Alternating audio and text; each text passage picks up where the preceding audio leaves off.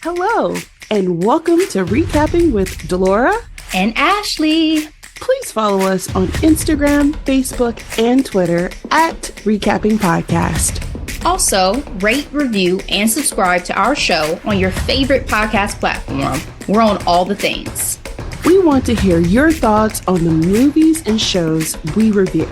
Leave us a comment on Apple Podcasts or our YouTube channel, and we will read them during the show. Or reach out to us on social media. We love talking all things entertainment and pop culture with you.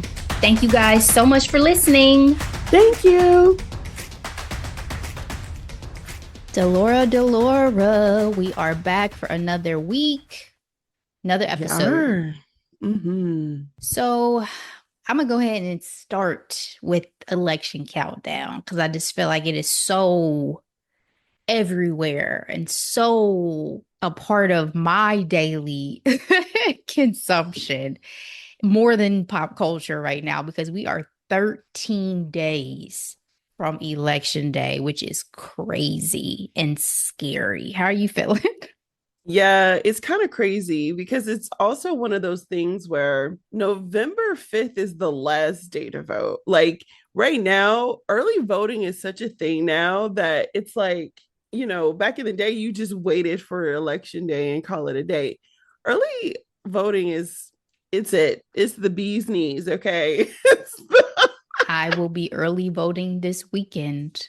Because before early voting, it was ballots, absentee ballots, and I didn't really participate in that much. It was just mainly just in person. You waited.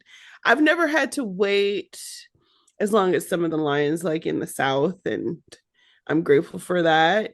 But we also know what that's all about as well. Yeah, I think it's interesting in my neighborhood in particular, more signs are popping up, and it's for the former president of the United States. How you feeling about that? And I'm just like, all your neighbors? Listen, so what I will say is this. A lot of the earlier signage was for Harris, but the closer we're getting to election, I'm seeing more Trump signs pop up, and I'm like, oh, this is interesting. I personally do not have a sign in my yard. I honestly go back and forth on it, honestly. It's not that I'm ashamed of it or anything like that. I just, being like the only Black person in the neighborhood, I think everyone assumes who you're voting for already anyway. So I'm not sure that it might really move the needle in any way in terms of their thoughts, and I assume who they voting for, because I got a bunch of retirees in my neighborhood. I think that's always been my thing about signage in general is, what is the point, to your point? Like, because it's not going to move me to vote for someone because I'll go through a neighborhood that has more signs one way than the other, right? Like, I know who I'm voting for. It more so feels like putting a bumper sticker on your car, and I've just never understood that. Like, there's very few things that I feel like I need to rah for. My rah is taking my ass out and voting. You know what I'm saying? That's my rah. That, and it's like, oh, I guess we're not going there for Halloween. And that's where it gets complicated, in my personal opinion. So you y'all go ahead and say it loud. Y'all go ahead. I'm not gonna say I'm anxious because I don't feel it, or maybe I'm in denial. I don't feel it daily, but I'm definitely feeling like I'm not ready if things don't go the way that I want them to go. Like, I had a lunch with a couple of my old coworkers on Monday, and they were both talking about how ready they are for this to be over. Now, granted, they work in news, so they're probably inundated even more than we are. So I'm sure for them, it's like, yeah, let's just get the show on the road. For me, I'm like, let me live in 13 more days of bliss in case things do not go the way that I need them to go. Because I may have said it on a podcast before, but I definitely cried when the last election was over and done with, because of the sense of relief and the lift of anxiety that I've been holding on to for 4 years with everything that was going on in this country. I legit had to detox from watching media as much as I did after the last election. Yeah, I'm praying. I'm staying prayed up. that I think this is not the end. I've been living day by day at this rate anyway. I just had like this big event that I was leading. Shout out to my committee and my co-lead. Like we crushed it. It just happened. And for me, I'm just like one day at a time. We were counting up to this event. And then from there it's like Halloween election. Like that's where my brain is. And then shout out to Black Girl Magic. So the event I'm talking about at work, I had the opportunity to moderate a conversation with an Olympic medalist. I got my Oprah on Ashley, and I got a chance to talk to Annette Chikiwoke. She is the first American woman to medal at the Olympics for the hammer throw. And it was kind of fun because in one of my questions, I kind of brought up the pop culture reference because I mean, I wouldn't be me if I didn't. And I was like, how did you ended up here? Because the only place in media I'm aware of is Matilda. Exactly. Shot put, hammer throw, javelin. And then, she is such a fabulous young lady too, because like what was Matilda's principal's name again? Miss Trunchbull. Miss Trunchbull could never with Annette. Like Annette was extremely stylish and tall. I mean, I feel like I need to start lifting weights. Like I just I'm like, it's just like, yes, girl, go girl. It was great. Well, I love to hear it. There was something you said that I was going to piggyback off. Oh, with the fact that we were Halloween, then the election. I don't Yeah. know about you, but everybody around here is trying to skip Halloween and go straight to Christmas. I'm already seeing Christmas displays. They put the Christmas tree up over here in my community today, and I'm like, what No is way. happening? Can Wow, give I me November enjoy 1st. Halloween season? Okay. Damn, That's a lot. I give it at girl. least November 1st. I'm already working on my Christmas cards though, by the way, because I try to get those done by Thanksgiving. Now I am a Christmas baby. Christmas is magical. But y'all, let me get through Halloween before I start seeing Christmas lights, Christmas displays, Christmas trees. Like y'all have got to chill. I know it's consumerism. I know where it's coming from, but y'all got to chill because I'm still getting accessories for my Halloween costume for this weekend, which I am very, very excited about. So don't skip my favorite holiday for yours. Anyway, let's keep pushing forward with our headlines for today. J Law is pregnant with baby number 2. Do you care? No, I don't. I'm I, happy for her. I mean, I'm a fan of her, so like, yay, yay for her and her hubby.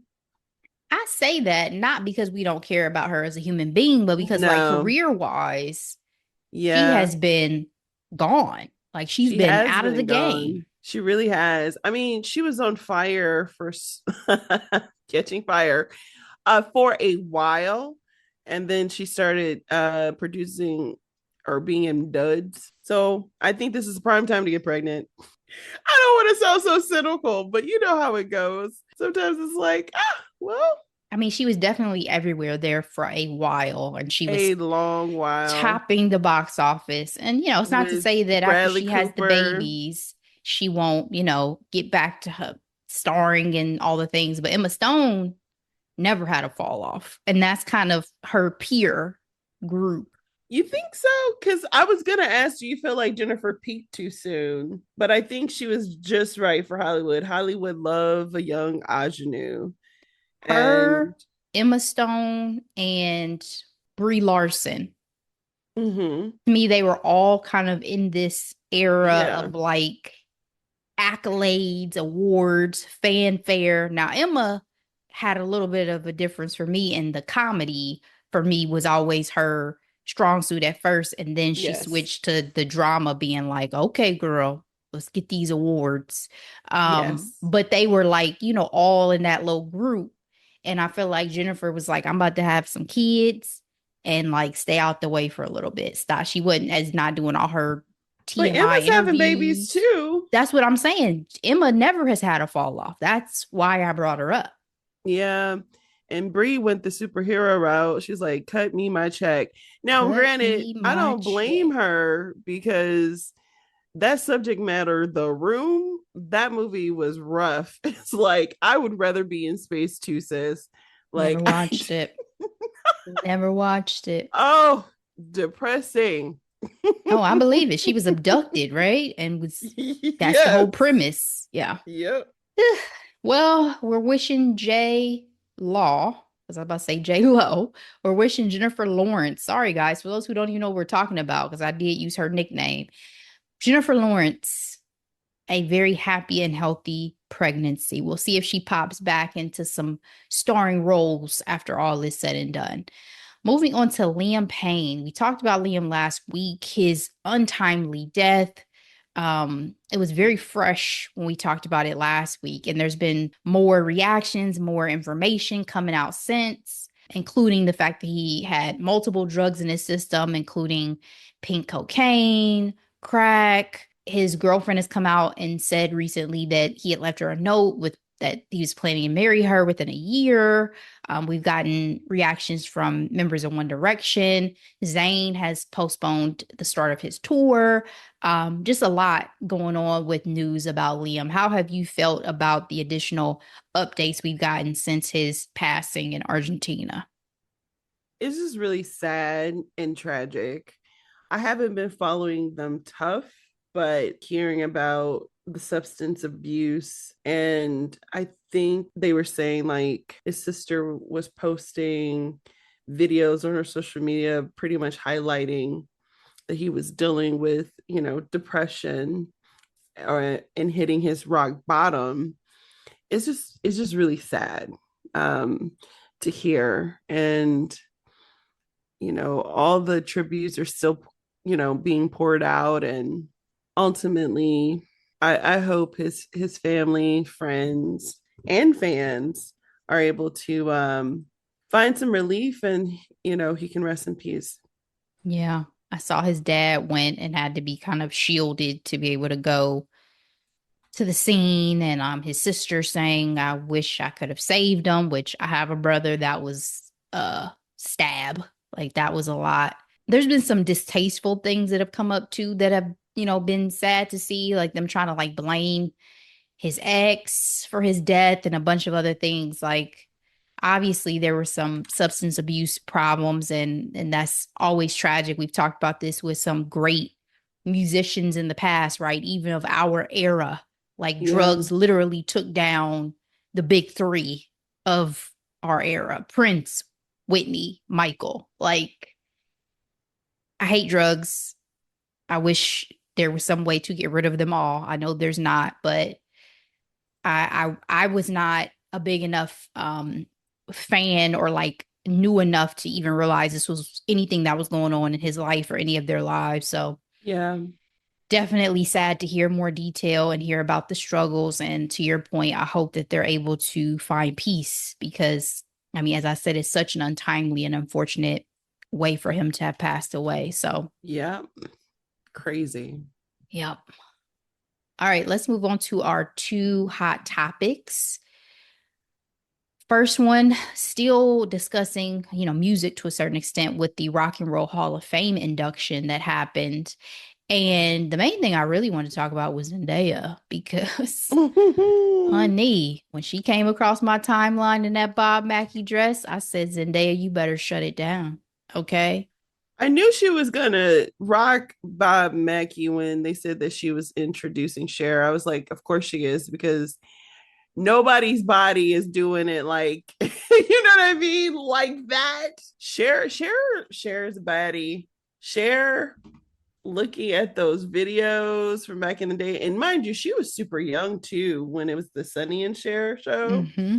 I just love her because there was an era with her and Tina, finding their way, their independence. What's her famous quote? Her mom was like, why don't you find you a wealthy man?" She's like, Mom, I am a I'm rich man. I am the rich man. And I'm like, you know what? I know that's right. Yes, ma'am. And she got herself a young tenderoni. Yeah, it's crazy. That whole turn of events. It's still crazy Yep, to that's me. all. I'm just acknowledging that it has occurred. I It don't have an has. opinion on the matter. Her and Madonna said, age them up for what? For Uh, what? For yeah, why? yeah, yeah. Keeping the bodies and the plastic surgeons on speed dial has worked for them both. Because whoever does Cher's plastic surgery, I always say needs to do everybody Hollywood. She looks fantastic. She looks great. She looks great. Sis just performed at the Victoria's Secret fashion show too. Mm-hmm. Yeah, talked about that last week. I want to say, even though I'm gushing over Zendaya, because Zendaya, my God, looked It's a amazing.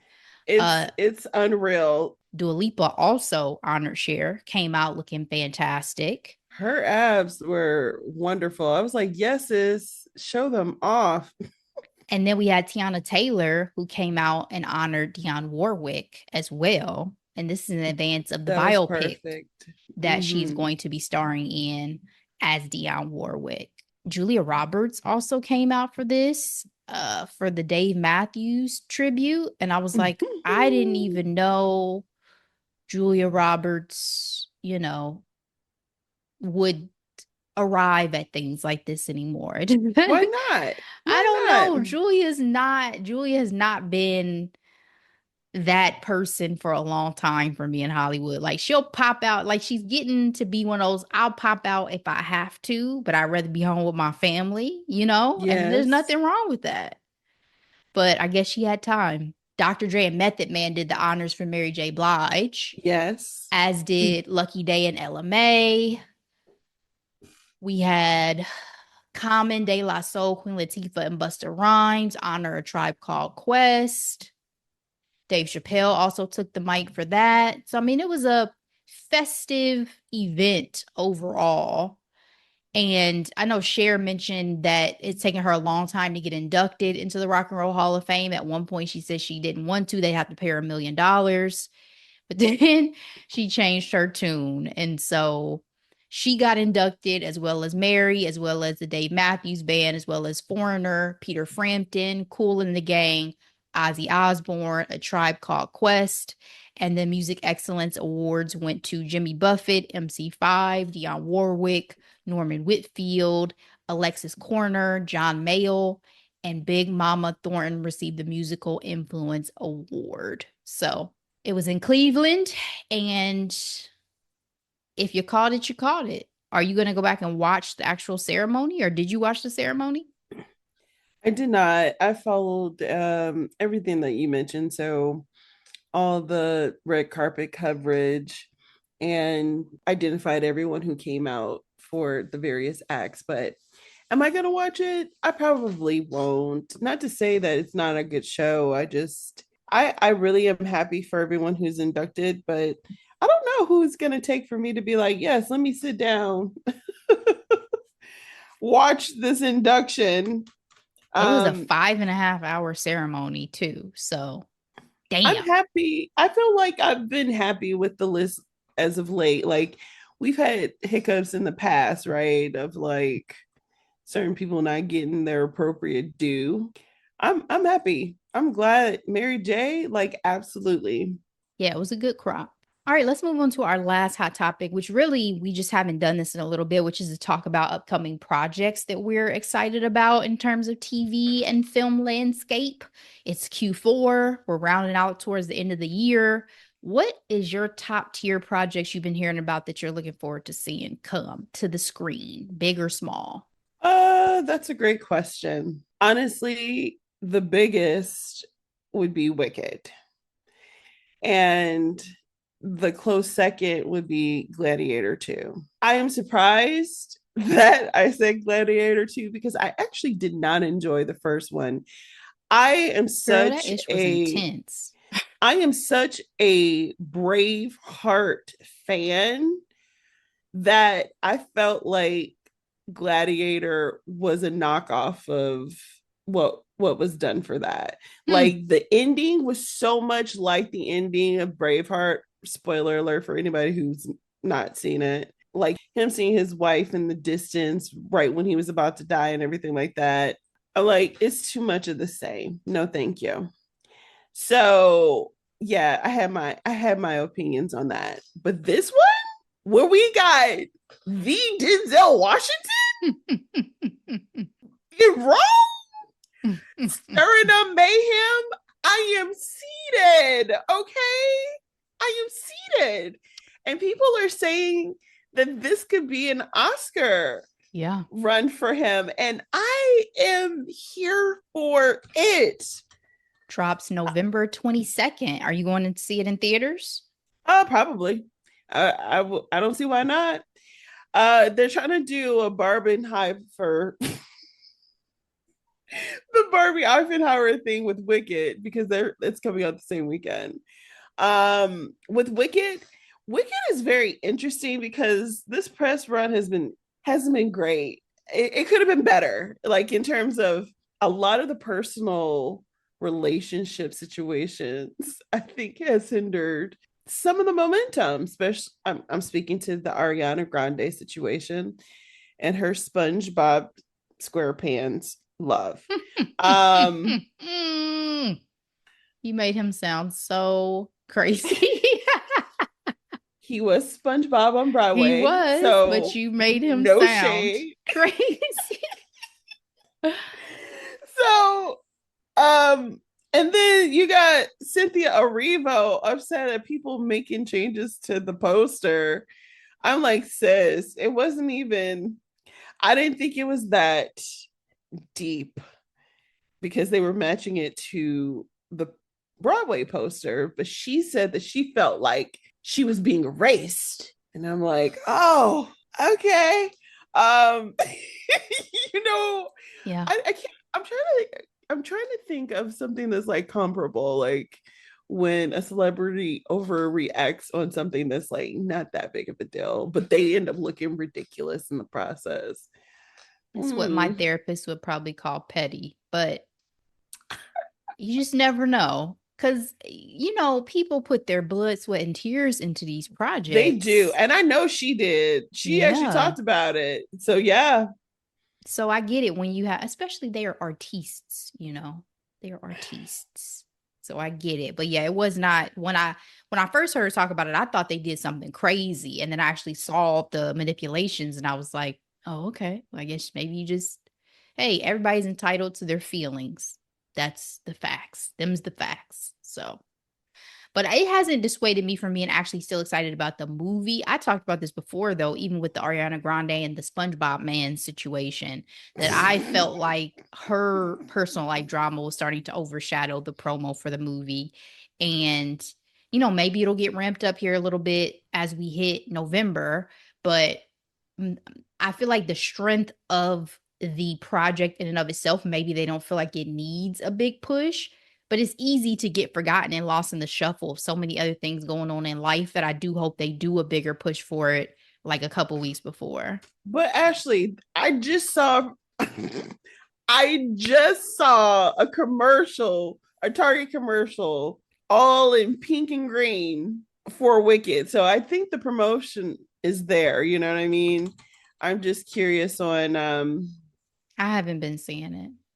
no. No. Uh, It hasn't like it's not like Barbie, like true. could not escape, but they also had some master marketers. Their marketing was perfection. When they had the Malibu beach house, I was like, I am sick of y'all. Y'all have taken it to the degree. Shout out to their marketing budget. But think about it, you Um, have toy marketers along with film marketers. yeah, It's gold mine.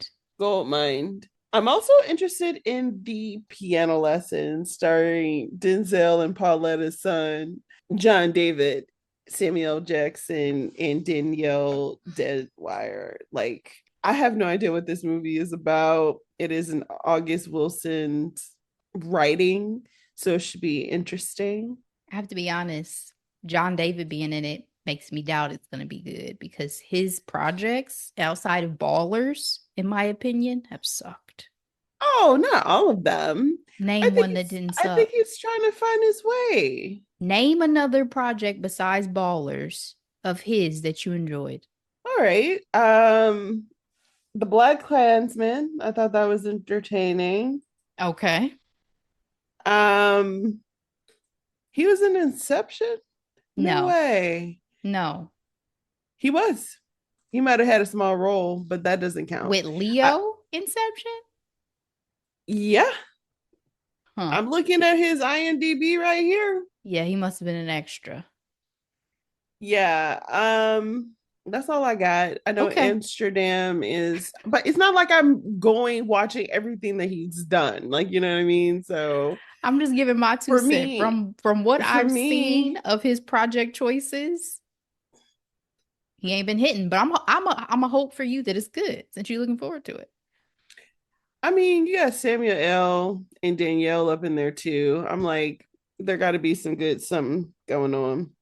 He had Zendaya and look what happened. But anyway, Well, it was only two of them, and this was Zendaya trying to break out of her Spider-Man situation. So that was also what we called a calculated risk that just did not materialize. guys, by the way, we microdose Challengers. Challengers is on Amazon Prime now. If you have not seen it and you want to see Zendaya in a better adult film, watch Yes. Challengers. Mm-hmm. Anything That's all else? I got. That's all I got. And speaking of Barbie, Deadpool 3 surpassed it already in terms of box office influence. I thought that was interesting. Shout out to the fanboys. It was such a Um, fanboy movie. yeah. I'm also looking forward to Wicked. I think I'm gonna go step into the theater for that one. But that's kind of it for me on films. Like I know we have Moana 2 coming. I know we have Mufasa coming. I'm going to see those. I just don't know if I'm gonna run to see those before the year is over. But as far as TV projects, Severance season 2 is coming soon. That I am very excited about because I was late to the Severance game on Apple TV Plus, and the show blew me away. And so this Oh, has been long awaited to return. I do want to see it. I haven't taken the time to watch it, so it is definitely on my list. Yeah, it's a good one. Can I say I finally watched Inside Out 2, like in earnest? I say that because my daughter has had it in the background, but I hadn't taken the time to actually sit down and watch it. The way I bawled my eyes out. I have to rewatch it. Ashley, I'm getting Rewatch it. teary eyed right now. When joy told anxiety, you do not determine who Riley is. Don't give it all Y'all, away, Delora, for those who have not seen it, but I have to rewatch it. I was so y'all, distracted. y'all. Like, I'm in my feelings right now. I had like, This is the reaction of everyone I've ever spoken to about Inside Out 2. And I'm like, am I dead inside? No, I was just distracted. and that's why I didn't want to watch it until I could like fully sit down because I knew people were like really into it. And I'm like, what is this all about? It had to have been like maybe the last 45, 30 minutes. It was just constant streams. Just Wow. like because it is so deep. Like obviously in Inside Out, they talk about emotions, but in this movie, they talk about how your emotions turn into beliefs, which turns into your sense of self. Yes. Ashley, it is. I mean, do they have psychiatrists like writing these stories? Because it They is might. just. The fact that anxiety was the villain in general, I was like, oh, you're speaking to us all. You know what I'm saying? But that was something that I was like, oh, it's Inside Out too. I'm not in any type of worry, rush to watch it. And so, it came out. It's now on Disney Plus, and I sat down and watched it, and I was like, I did not expect to get my metaphorical butt kicked watching this movie. I've got to rewatch. Ugh, Oh, it gotta made me rewatch. like, it made me want to journal and be like, okay, let's revisit this sense of self. somebody said they need to have it for like every stage of life. We've had it when she was a kid. We have it now she's a teenager. You need it when she's like a grown woman, but then you need College. it again like a little later in life. So like you can really see the development of a human being and how complicated it all Yeah. gets, right? Because obviously with her transitioning, this is her feelings are getting more complicated because she's getting older. Yeah. So yeah, I gotta and rewatch. and as an adult that's understanding like it's okay to feel all your feelings, it's like I have been guilty of like, oh, let's just only focus on joy, but it's like we have all these feelings, it's okay to feel them. Now, you don't want to be completely dictated by them, right? I think that's where people get lost on. But if you feel crappy, you feel crappy. Mm-hmm. Understand that and then be like, okay, let's sit in this. Let's be present. Let's keep it moving though. Because you don't have to stay there. For sure.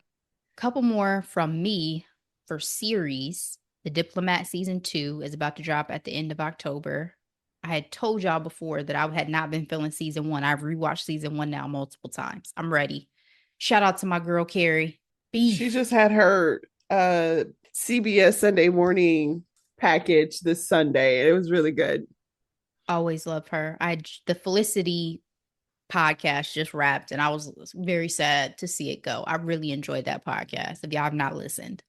Beef season 2 cast has been announced. Not sure when it'll drop, but Beef season 1 was so good that I hope they don't shit the bed. I'm sure it'll be phenomenal.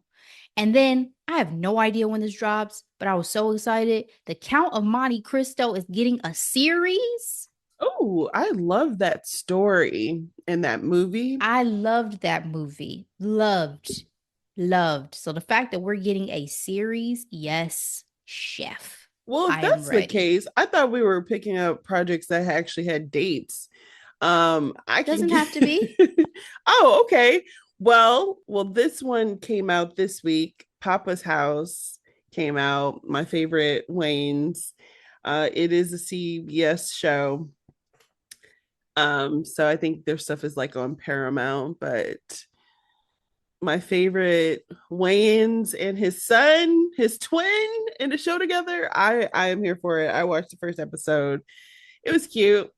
You know, it's typical sitcom TV. And then what's also in the pipeline that's like in production with no date in sight.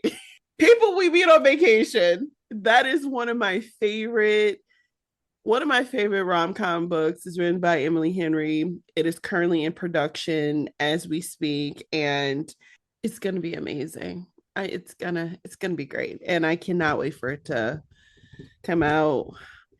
We'll see if we recap it. Sometimes I realize things that like sometimes if we were like too excited about things and we enjoyed a lot, we kind of just don't want to touch it. And And then other also, times we're like, projects need things to talk about. So if you just gushing, it's not as juicy as like, if you can sink your yeah. teeth into something a little bit.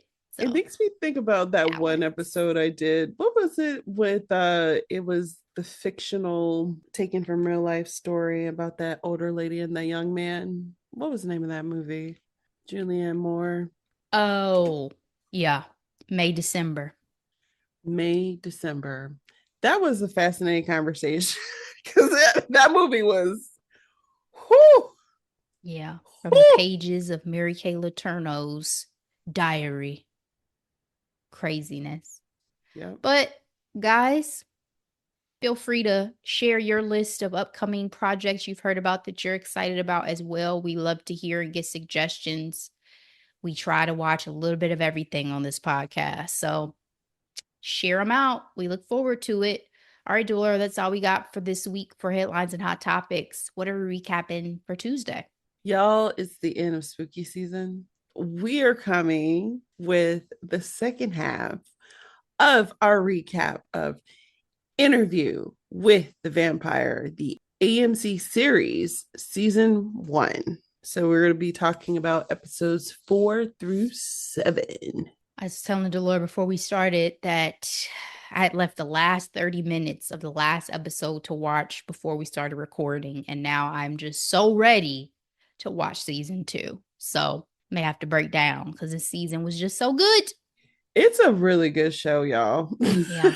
I'm not even saying that. Like, it's just entertaining. The budget is budgeting. The acting is just phenomenal. The acting is phenomenal.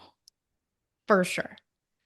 All right, guys, we'll be back with that. Thank you so much for giving this episode a listen. We appreciate it. Please share it out with everybody you know. We will be back, but in the meantime, as always, be blessed.